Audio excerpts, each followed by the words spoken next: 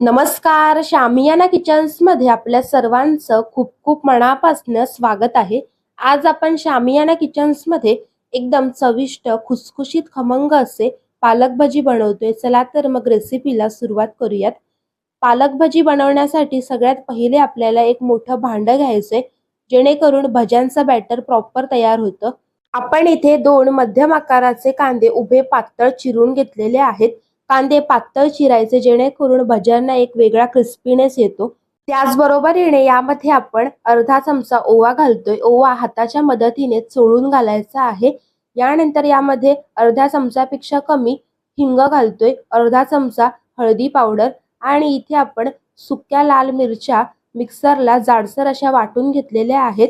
2 चमचे त्या घालतोय, तिखटाच्या आवडीप्रमाणे घालू शकता।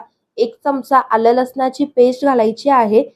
यानंतर यामध्ये 3 मध्यम आकाराचे बटाटे घेतलेत, ते स्वच्छ धुवून साल काढून किसून घेतलेले आहेत आणि ही प्रोसेस येईपर्यंत पाण्यामध्ये भिजवून ठेवलेले होते, जेणेकरून ते काळपट पडत नाहीत।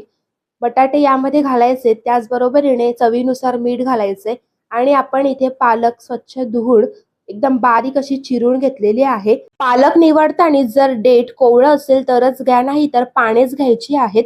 यामध्ये आपण 1 वाटी बारीक चिरून घेतलेली कोथिंबीर घालतोय। चला तर मग हे एकजीव असं मिक्स करून घ्यायचंय।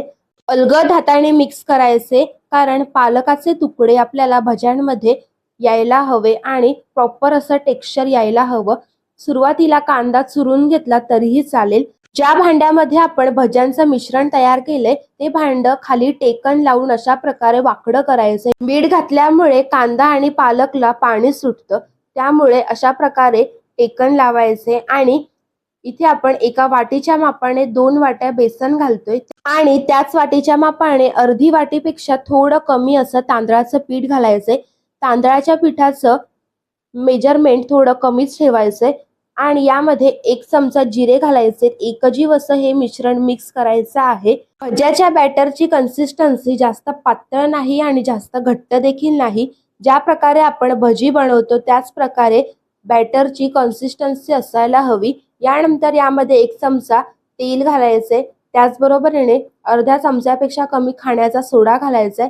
खायचा सोडा घातल्यानंतर वरनं थोडं पाणी घालायचे, जेणेकरून बुडबुडे येऊन प्रॉपर खुसखुशीत जाळीदार खमंग असे भजी तयार होतात। चला तर मग अलगद हाताने एकजीव मिक्स करायचे। सोडा घातल्यानंतर बॅटर जास्त वेळ भिजण्यासाठी ठेवायचं नाही। पाहू शकता एकदम प्रॉपर अशी कन्सिस्टन्सी झालेली आहे बॅटरची। तोपर्यंत आपण एका पॅन मध्ये तेल गरम करण्यासाठी ठेवायचे। तेल जरा जास्त प्रमाणात घ्यायचे। तेल घालण्यावेळी गॅसची फ्लेम हाय ठेवायची आहे, जेणेकरून तेल चांगलं तापलेलं पाहिजे, म्हणजेच भजी खुसखुशीत तयार होतात।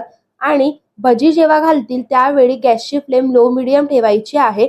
लो मीडियम फ्लेम वरती खुसखुशीत खमंग अशी भजी तळून घ्यायची आहे। भजी घातल्यानंतर गॅसची फ्लेम लो मीडियम ठेवायची आहे, जेणेकरून भजी मध्येपर्यंत चांगली शिजतात, कच्ची राहत नाहीत आणि वर्ण देखील एक वेगळाच क्रिस्पीनेस येतो आणि खरपूस असा रंग येतो। जास्त प्रमाणात लालसर करायची नाहीत, दाखवल्याप्रमाणे करून घ्या। चला तर मग आपण संपूर्ण भजी अशाच प्रकारे तळून घेतलेली आहेत, एका डिश मध्ये काढून घेऊयात। चला तर मग अगदी कमी वेळात एकदम कमी साहित्यात चविष्ट अशी खमंग खुसखुशीत पालक भजी तयार झालेली आहेत। ही पालकची भजी तुम्ही देखील नक्की ट्राय करा। हिरव्या चटणी बरोबर सर्व करा। रेसिपी आवडल्यास शामियाना किचन्सला सबस्क्राईब करा, व्हिडिओला लाईक करा। तुम्ही देखील या रेसिपीज नक्की ट्राय करा। पुन्हा भेटूयात अशाच नवनवीन रेसिपींसोबत। तोपर्यंत धन्यवाद।